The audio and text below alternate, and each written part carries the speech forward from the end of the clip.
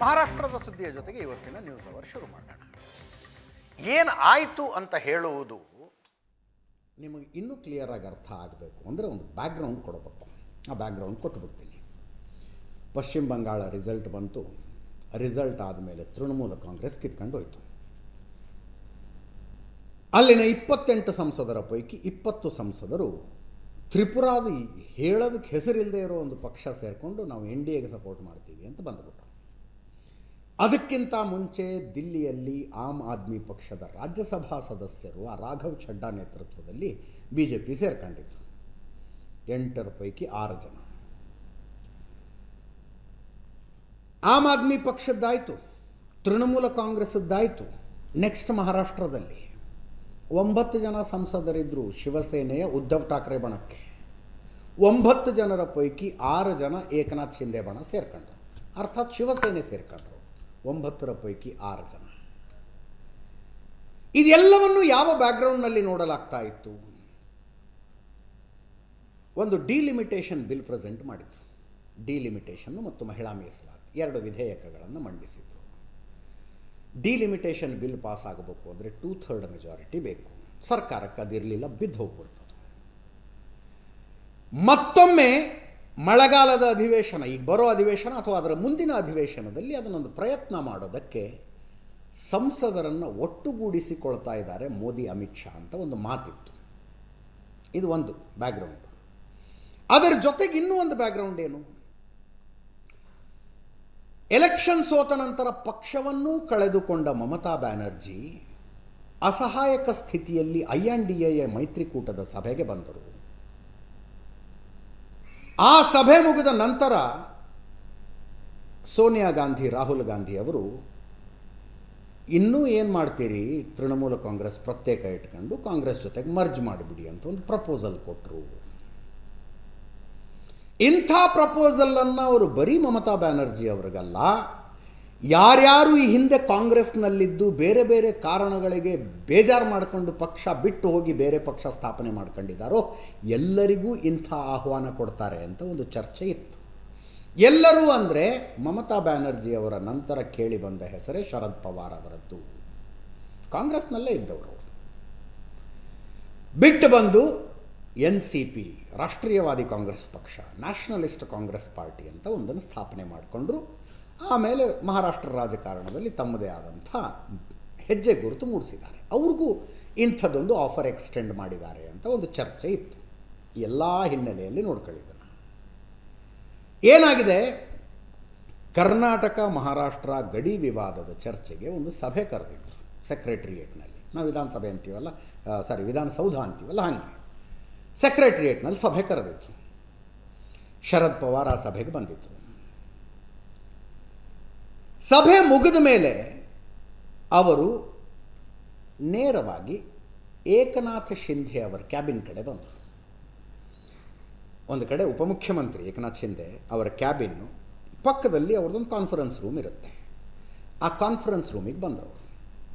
ಆವಾಗ ಏಕನಾಥ್ ಶಿಂಧೆ ಇರಲಿಲ್ಲ, ಕ್ಯಾಬಿನೆಟ್ ಮೀಟಿಂಗ್ನಲ್ಲಿದ್ದರು. Actually cabinet meeting Eknath Shinde ಅವರ ನೇತೃತ್ವದಲ್ಲಿ ನಡೀತಾ ಇತ್ತು.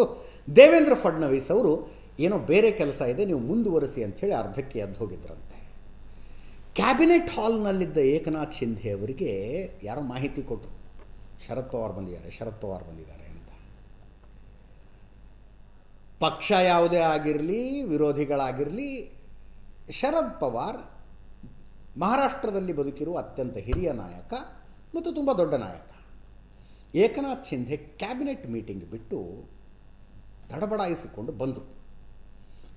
ಅಲ್ಲಿ ತಮ್ಮ ಕ್ಯಾಬಿನ್ಗೆ ತಾಗಿಕೊಂಡಿರುವ ಕಾನ್ಫರೆನ್ಸ್ ರೂಮ್ನಲ್ಲಿ ಶರದ್ ಪವಾರ್ ಅವರು ಕೂತ್ಕೊಂಡಿದ್ದಾರೆ. ಉಪಮುಖ್ಯಮಂತ್ರಿ ಅವ್ರಿಗೆ ತಕ್ಷಣಕ್ಕೆ ಒಂದು ಬೊಕ್ಕೆ, ಒಂದು ಶಾಲು ಅರೇಂಜ್ ಮಾಡೋದೇನು ಕಷ್ಟ, ತರಿಸಿದ್ರು. ಅದನ್ನು ತರಿಸಿ ಇಲ್ಲಿ ತನಕ ಬಂದಿದ್ದೀರಿ ಅಂತ ಶಾಲ್ ಹಾಕಿ ಒಂದು ಬೊಕ್ಕೆ ಕೊಟ್ಟರು. ಆಮೇಲೆ ಸ್ವಲ್ಪ ಹೊತ್ತು ಅವರಿಬ್ಬರು ಕೂಡ ಮಾತಾಡಿದ್ರು. ಇಷ್ಟು ನಡೆದಿದ್ದಿಷ್ಟು. ಆಮೇಲೆ ಎಲ್ಲಿಂದ ಎಲ್ಲಿಗೆ ಹೋಯಿತು ಚರ್ಚೆ. ಆರಂಭದಲ್ಲಿ ಚರ್ಚೆಗಳಿದ್ದವಲ್ಲ, ಅಜಿತ್ ಪವಾರ್, ಶರದ್ ಪವಾರ್ ದೊಡ್ಡಪ್ಪ ಆಗಬೇಕು, NCPನ 2/3 ಸಂಸದರನ್ನ, ಶಾಸಕರನ್ನ ಹೊಡ್ಕೊಂಡು ಈ ಕಡೆ ಬಂದಿದ್ದಾರೆ. ಅಜಿತ್ ಪವಾರ್ ಪ್ಲೇನ್ ಕ್ರಾಶ್ನಲ್ಲಿ ತೀರು ಹೋದರು. ಉಪಚುನಾವಣೆಯಲ್ಲಿ ಅವ್ರ ಹೆಂಡತಿ ನಿಂತ್ಕೊಂಡು ಗೆದ್ದಿದ್ದಾರೆ. ಎಷ್ಟು ದಿವಸ ಇದನ್ನೇ ಮುಂದುವರೆಸ್ಕೊಂಡು ಹೋಗೋದು? ಮತ್ತೆ ಪಕ್ಷವನ್ನು ಒಂದು ಮಾಡಿಬಿಡೋಣ ಅಂತ ಫ್ಯಾಮಿಲಿಲಿ ಚರ್ಚೆ ಆಗ್ತಿದೆಯಂತೆ. ಒಬ್ಬರು ಕಾಂಗ್ರೆಸ್ ಜೊತೆಗಿದ್ದಾರೆ, ಇನ್ನೊಬ್ಬರು BJP ಜೊತೆಗಿದ್ದಾರೆ. ಇಬ್ಬರು ಒಂದು ಮಾಡಿದ ನಂತರ ಪ್ರತ್ಯೇಕವಾಗಿಯೇ ಉಳಿಯೋದಾ, ಇಬ್ಬರು ಸೇರಿ BJP ಕಡೆ ಹೋಗೋದಾ, ಇಬ್ಬರು ಸೇರಿ ಕಾಂಗ್ರೆಸ್ ಕಡೆ ಹೋಗೋದಾ ಅಂತ ಚರ್ಚೆ. ಒಂದು ರಾಜಕೀಯ ಚರ್ಚೆ ಏನು ನಡೀತಾ ಇತ್ತು, ಎರಡೂ ಬಣಗಳು NCP ಎರಡೂ ಬಣಗಳು ಒಂದಾಗ್ತವೆ, ಎರಡೂ ಬಣಗಳ ಸೇರಿ NDAಗೆ ಬೆಂಬಲಿಸ್ತವೆ. ಶರದ್ ಪವಾರರ ಮಗಳು ಸುಪ್ರಿಯಾ ಸುಳೆ ಮೋದಿ ಕ್ಯಾಬಿನೆಟ್ನಲ್ಲಿ ಮಿನಿಸ್ಟರ್ ಆಗ್ತಾರೆ ಅಂತ ಒಂದು ಚರ್ಚೆ ಇತ್ತು. ಅದು ಒಂದು ಕಡೆಯಿಂದ ಬಂದಿರುವ ಪ್ರಪೋಸಲ್, ಆಬ್ವಿಯಸ್ಲಿ ಅಜಿತ್ ಪವಾರ್ ಬಣದಿಂದ ಬಂದಿರುತ್ತದೆ. ಅದಕ್ಕೆ ಕೌಂಟರ್ ಪ್ರಪೋಸಲನ್ನು ತಂದೆ ಮಗಳು ಕೊಟ್ಟರಂತೆ. ನೀವು ಬಂದು ನಮ್ಮ ಜೊತೆಗೆ ಸೇರಿ ಎಲ್ಲರೂ ಸೇರಿ INDA ಬೆಂಬಲಿಸೋಣ, ಕಾಂಗ್ರೆಸ್ ಜೊತೆಗೆ ಹೋಗೋಣ ಅಂತ. ಕಾಂಗ್ರೆಸ್ ಜೊತೆಗೆ ಹೋದರೆ ಈಗಿನ ಪರಿಸ್ಥಿತಿಯಲ್ಲಿ ಏನು ಸಿಗುತ್ತೆ ಅನ್ನೋ ಪ್ರಶ್ನೆಗೆ ಯಾರ ಹತ್ರನೂ ಉತ್ತರ ಇಲ್ಲ. ಇದೆಲ್ಲ ನಡೀತಾ ಇರುವಾಗ ಏಕಾಏಕಿ ಈ ಭೇಟಿ ಆಗ್ಬಿಡ್ತು. ಈ ಭೇಟಿ ಆಯಿತು. ಸಹಜ ನೋಡಿ, ರಾಜಕಾರಣದಲ್ಲಿ ಕೋಲಾಹಲ. ಈ ಭೇಟಿ ಯಾರೂ ಏನೂ ಸ್ಪಷ್ಟೀಕರಣ ಕೊಡಬೇಕಾಗಿರಲಿಲ್ಲ. ಶರದ್ ಪವಾರರ ಜೊತೆಗೆ ಮೈತ್ರಿಯಲ್ಲಿರುವ ಶಿವಸೇನೆ ಉದ್ಧವ್ ಠಾಕ್ರೆ ಬಣವನ್ನು ಕೆರಳಿಸ್ತಿದ್ದು ಭೇಟಿ. ಸಂಜಯ್ ರಾವತ್ ಅವ್ರದ್ದೊಂದು ಸ್ವಲ್ಪ ನಾಲಿಗೆ ಉದ್ದ, ಏನೇನು ಶಬ್ದ ಬಳಸಿದ್ರು ನನ್ನ ನೆನಪಿದೆಯಲ್ಲ, ತಮ್ಮನ್ನು ಬಿಟ್ಟು ಹೋದ 6 ಸಂಸದರಿಗೆ ಏನೇನು ಶಬ್ದ ಬಳಸಿದ್ರು ಅಂತ. ಅಂಥ ಶಬ್ದ ಬಳಸಲಿಲ್ಲ, ಬಟ್ ಇದು ಯಾಕೋ ನಮಗೆ ಸರಿ ಕಾಣೋದಿಲ್ಲ.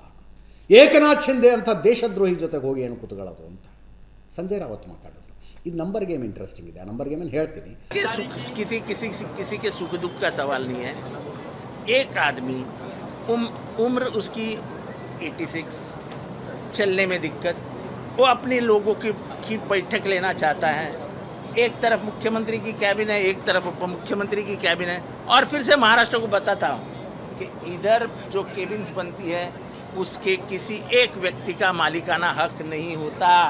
और हम उसके केबिन में नहीं बैठे थे, उसके मीटिंग हॉल में बैठे थे, और उसमें मुझे कोई गलत नहीं लगता. काहे की क्रेडिबिलिटी है? कैसे हमारे बैठक में अगर एकनाथ शिंदे साहब का कोई आदमी और नहीं तो स्वयं वो उपस्थित होते तो क्रेडिबिलिटी है. अरे हम ही हैं, हम ही घर वाले बैठे हैं. अगर मेरी माँ बाप मेरी बहन हम चर्चा में बैठे हैं और हम घर की चर्चा कर रहे हैं. ಅಬ್ಬಬ್ಬ ಅಂದ್ರೆ ಒಂದು 4 ನಿಮಿಷ ಆಗಿರ್ಬೇಕು ಈ ಭೇಟಿ. ಎಷ್ಟೆಲ್ಲ ಚರ್ಚೆ ನೋಡ್ರಿ. ಅಂದರೆ ಒಂದು ವೇಳೆ ಈ ಕೆಮಿಸ್ಟ್ರಿ ವರ್ಕೌಟ್ ಆದರೆ ರಾಷ್ಟ್ರ ರಾಜಕಾರಣ ಏನಾಗುತ್ತೆ ಅನ್ನೋ ಲೆವೆಲ್ಗೆ ಡಿಸ್ಕಷನ್ಗಳಾಗ್ತಾ ಇದ್ದಾವೆ. ಏನಾಗುತ್ತೆ ಅನ್ನೋದನ್ನು ಹೇಳ್ಬಿಡ್ತೀನಿ. ಕರ್ನಾಟಕದಲ್ಲಿ ಹೆಂಗೆ 28 ಲೋಕಸಭಾ ಸ್ಥಾನಗಳಿದ್ದಾವಲ್ಲ, ಹಂಗೆ ಮಹಾರಾಷ್ಟ್ರದಲ್ಲಿ 48 ಲೋಕಸಭಾ ಸ್ಥಾನಗಳಿದ್ದಾವೆ. ಕಳೆದ ಲೋಕಸಭಾ ಚುನಾವಣೆಯಲ್ಲಿ NDAಗೆ ದೊಡ್ಡ ಹೊಡೆತ ಮಹಾರಾಷ್ಟ್ರದಲ್ಲಿ ಬಿದ್ದಿದೆ. BJP 9 ಗೆಲ್ತು. ಶಿವಸೇನೆ ಅಂದರೆ ಏಕನಾಥ್ ಶಿಂದೆ ಬಣ ಅಂತಲೇ ಅರ್ಥ ಮಾಡ್ಕೋಬೇಕು. ಕ್ಲಿಯರಾಗಿ ಹೇಳ್ಬಿಡ್ತೀನಿ. 13. ಈ 13ರಲ್ಲಿ ಮೊನ್ನೆ ಏನು ಉದ್ಧವ್ ಠಾಕ್ರೆ ಬಣದಿಂದ ಬಂದ್ರಲ್ಲ 6 ಜನ, ಆ 6 ಜನ ಸೇರಿಸಿ 13. ಅದು ಬಿಟ್ಟರೆ 7 ಅಷ್ಟೇ ಗೆದ್ದಿದ್ದು, ಶಿವಸೇನೆ ಗೆದ್ದಿದ್ದು. NCP ಅಜಿತ್ ಪವಾರ್ ಬಣ 1 ಸ್ಥಾನ ಗೆಲ್ತು. ಟೋಟಲ್ ಇವ್ರದ್ದು ಈಗಿನ ಸಂಖ್ಯೆ 23. ಲೋಕಸಭಾ ಚುನಾವಣೆ ನಡೆದಾಗ 17 ಅಷ್ಟೇ. ಇನ್ನೊಂದು ಕಡೆ ಮಹಾವಿಕಾಸ್ ಅಘಾಡಿ, ಇವ್ರದ್ದು ಮಹಾಯುತಿ. ಇದು BJP ನೇತೃತ್ವದ ಮೈತ್ರಿ ಮಹಾಯುತಿ. ಈ ಕಡೆ ನೋಡಿ ಮಹಾವಿಕಾಸ್ ಅಘಾಡಿ, ಉದ್ಧವ್ ಶಿವಸೇನಾ 3, ಕಾಂಗ್ರೆಸ್ 13, ಶರದ್ ಪವಾರ್ NCP ಬಣ 8. ಟೋಟಲ್ ಇವ್ರದ್ದು 24 ಈಗಿನ ಸಂಖ್ಯೆ. 6 ಜನ ಬಿಟ್ಟು ಹೋದ ಮೇಲೆ 3 ಆಗಿದ್ದು ಉದ್ಧವ್ ಶಿವಸೇನಾ. ಅದರ್ವೈಸ್ 2024ರಲ್ಲಿ 6 ಇವರೇ ಗೆದ್ದಿದ್ರು, 9 ಗೆದ್ದಿದ್ರು ಇವರು. 9, 13, 8 ದೊಡ್ಡ ಗೆಲುವಿನೊಂದಿಗೆ ಕೇಕೆ ಹಾಕಿಬಿಟ್ಟಿತ್ತು ಮಹಾವಿಕಾಸ್ ಅಘಾಡಿ. ಸದ್ಯದ ಸಂಖ್ಯೆ ಇಷ್ಟು. ಈಗ NCPಯ ಶರದ್ ಪವಾರ್ ಬಣ ಈ ಕಡೆ ಬಂದರೆ ಏನಾಗುತ್ತೆ? ನಂಬರ್ಸ್ ಈ ಕಡೆ ಬಂದರೆ ಇವರು 31 ಆಗ್ತಾರೆ, ಅವರು 16 ಆಗ್ತಾರೆ. ಮಹಾರಾಷ್ಟ್ರ ರಾಜಕಾರಣ ಪರ್ಸೆ ಏನೂ ಆಗೋದಿಲ್ಲ. ಸಂಸದರು ಈ ಕಡೆಯಿಂದ ಆ ಕಡೆ ಹೋದರು, ಅದರ ಸಂಖ್ಯಾಬಲದ ಮೇಲೆ ಏನು ಡಿಫ್ರೆನ್ಸ್ ಆಗೋದಿಲ್ಲ. ನಾವು ಸಂಖ್ಯಾಬಲ ಡಿಸ್ಕಸ್ ಮಾಡ್ತಾ ಇರೋದು ಸೆಂಟ್ರಲ್ದು. ಕೇಂದ್ರದಲ್ಲಿ ಏನಾಗುತ್ತೆ?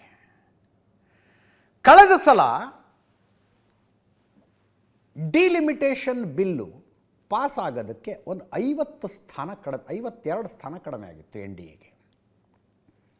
ಸದ್ಯದ ಎನ್ ಡಿ ಎ ಬಲಾಬಲ ಎಷ್ಟು? 293. ಎನ್ ಡಿ ಎ 2024ರಲ್ಲಿ ಎನ್ ಡಿ ಎದಲ್ಲಿ ಯಾರ್ಯಾರಿದ್ರು ಅಷ್ಟೇ ಸೇರಿಸಿದ್ರೆ 293.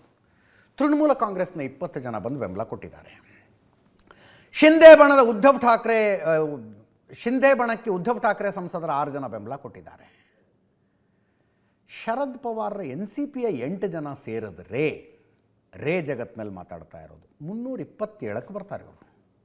ಎನ್ ಡಿ ಎ ಇದು ಅಕಸ್ಮಾತ್ ಮಾತುಕತೆ ಮರ್ಜರ್ಗೆ ಸಂಬಂಧಪಟ್ಟಿದ್ದೇ ಆಗಿದ್ದರೆ 327ಕ್ಕೆ ಬರ್ತಾರೆ. ಆವಾಗಲೂ ಕೂಡ ಇವರಿಗೆ ಡಿಲಿಮಿಟೇಷನ್ ಬಿಲ್ ಪಾಸ್ ಮಾಡಿಸ್ಕೊಳ್ಳೋದಕ್ಕೆ ಆಗೋದಿಲ್ಲ. ಯಾಕಂದರೆ 362 ಬೇಕಾಗತ್ತೆ. ರೌಂಡ್ ಫಿಗರ್ 330 ಅಂತ ಇಟ್ಕೊಂಡ್ರು ಇನ್ನು 32 ಕಡಿಮೆ ಆಗ್ತವೆ. 35 ಕಡಿಮೆ ಆಗ್ತಾರೆ ಟು ಬಿ ಪ್ರಿಸೈಸ್. ಈ 5 ಇನ್ನು 35 ಹೆಂಗೆ ತುಂಬಿಸ್ಕೋತಾರೆ?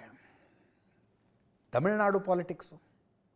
ಎನ್ ಡಿ ಎ 327ಕ್ಕೆ ಬರುತ್ತೆ. ಈ 8 ಜನ ಎನ್ ಸಿ ಪಿಯ ಶರದ್ ಪವಾರ್ ಬಣದ ಎಂ ಪಿಗಳ ಬೆಂಬಲ ಕೊಟ್ಟರೆ 327ಕ್ಕೆ ಬರ್ತಾರೆ.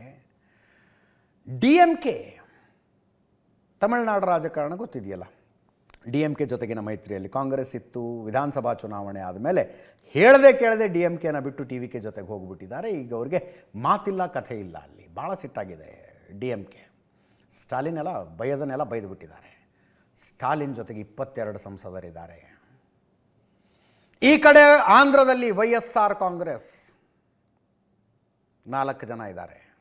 ವೈಎಸ್ಆರ್ ಎನ್ ಡಿ ಎದಲ್ಲೂ ಇಲ್ಲ, ಐ ಎನ್ ಡಿ ಎದಲ್ಲೂ ಇಲ್ಲ, ತಟಸ್ಥ ವಿಷಯಾಧಾರಿತ ಬೆಂಬಲ ಕೊಡ್ತಾರೆ ಅವರು.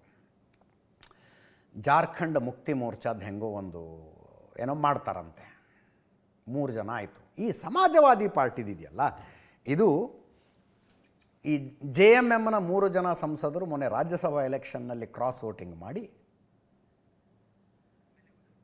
ಎಮ್ ಎಲ್ ಎಗಳ ಕ್ರಾಸ್ ವೋಟಿಂಗ್ ಮಾಡಿದರು. ಜೆ ಎಮ್ ಎಮ್ ಜಾರ್ಖಂಡ್ನಲ್ಲಿ. ಸಮಾಜವಾದಿ ಪಕ್ಷದ 22 ಸಂಸದರ ಬಗ್ಗೆ ಒಂದಷ್ಟು ಚರ್ಚೆಗಳಿದ್ದಾವೆ, ಸಂಶಯಗಳಿದ್ದಾವೆ. ಏನಾಗುತ್ತೋ ಗೊತ್ತಿಲ್ಲ. ಈಗ ಸದ್ಯಕ್ಕೆ ಅಖಿಲೇಶ್ ಯಾದವ್ ರಾಮ ಜನ್ಮಭೂಮಿಯ ಹುಂಡಿ ಕಳ್ಳತನ ಪ್ರಕರಣದಲ್ಲಿ ಬಿ ಜೆ ಪಿಯ ವಿರುದ್ಧ ಮುಗಿಬೀಳ್ತಾ ಇರೋದನ್ನು ನೋಡಿದರೆ ಈ 22 ವರ್ಕೌಟ್ ಆಗೋದು ಡೌಟ್ ಇದೆ. ಅಕಸ್ಮಾತ್ ಈ 22 ವರ್ಕೌಟ್ ಆದರೆ ಟೋಟಲ್ ಸಂಖ್ಯೆ 378ಕ್ಕೆ ಬರುತ್ತೆ. 378. ಈ ಲೆಕ್ಕಾಚಾರದಲ್ಲಿ ಡಿಲಿಮಿಟೇಷನ್ ಬಿಲ್ ಪಾಸ್ ಆಗುತ್ತೆ. ಈ ಲೆಕ್ಕಾಚಾರವನ್ನು ಒಪ್ಪಿಕೊಳ್ಳುವುದಾದರೆ ಇದರಲ್ಲಿ ಕೆಲವೊಂದಷ್ಟು ಇರುತ್ತೆ. ಈಗ ಸಮಾಜವಾದಿ ಸಂಸದರು ಅಬ್ಸೆಂಟ್ ಆದರೆ ಅವತ್ತು ಕೂತ್ಕೊಳ್ಳೋದಿಲ್ಲಪ್ಪ, ನಾವು ವಾಕೌಟ್ ಮಾಡಿಬಿಡ್ತೀವಿ ಅಂತ ಎದ್ದು ಹೋದರೆ ಏನಾಗುತ್ತೆ? ಅವರ ಜೊತೆಗೆ ಇನ್ನು 8 ಜನ ಎನ್ ಸಿ ಪಿಯ ಸಂಸದರೇ ವಾಕೌಟ್ ಆದರೆ ಏನಾಗುತ್ತೆ? ಅದೆಲ್ಲ ಬೇರೆ ಲೆಕ್ಕಾಚಾರ. ಮೇಲ್ನೋಟಕ್ಕೆ ಕಾಣ್ತಾ ಇರುವ ರಾಜಕೀಯ ವಲಯದಲ್ಲಿ ಚರ್ಚೆ ಆಗ್ತಾ ಇರುವ ಅಂಕಿ ಸಂಖ್ಯೆಗಳ ಲೆಕ್ಕಾಚಾರದಲ್ಲಿ 2/3 ಹಿಂಗೆ ತಗೊಳ್ಬಹುದು ಅಂತ ಒಂದು ಹೇಳ್ತಾ ಇದ್ದಾರೆ. ಬಟ್ ಇದೆಲ್ಲ ತುಂಬ ಮುಂದಿನ ಲೆಕ್ಕಾಚಾರವೋ ಏನು. ಸುಪ್ರಿಯಾ ಸುಳೆ ಸ್ಪಷ್ಟಪಡಿಸಿದ್ರು, ಮೀಟಿಂಗಿಗೆ ಸೇರಿದ್ವಿ, ನಮ್ಮದೇ ಪಕ್ಷದ ಶಾಸಕರು ಕೆಲವರು ಮಾತಾಡಬೇಕು ಅಂದರು, ಎಲ್ಲಿ ಕೂತ್ಕೊಂಡು ಮಾತಾಡೋದು ಅಂದಾಗ ಪಕ್ಕದಲ್ಲಿ ಏಕನಾಥ್ ಶಿಂಧೆ ಕಾನ್ಫರೆನ್ಸ್ ರೂಮ್ ಇದೆ, ಅಲ್ಲೇ ಕೂತ್ಕೊಂಡು ಮಾತಾಡೋಣ ಬನ್ನಿ ಅಂತಂದಿದ್ದಷ್ಟೇ. ಅಷ್ಟು ಬಿಟ್ಟರೆ ಇದರಲ್ಲಿ ಏನೂ ಇಲ್ಲ ಅಂತ ಇವತ್ತಿನ ತನಕ ಇಷ್ಟ ಆಗಿದೆ. ಇದು ರಾಜಕಾರಣ. ನಾಳೆ ಏನಾಗತ್ತೆ ಅಂತ ಹೇಳೋದಕ್ಕೆ ಯಾರಿಗೂ ಆಗೋದಿಲ್ಲ. ಆಮೇಲೆ ಏನಾರು ಆದರೆ ಆದಾಗ ಹೇಳೋಣ.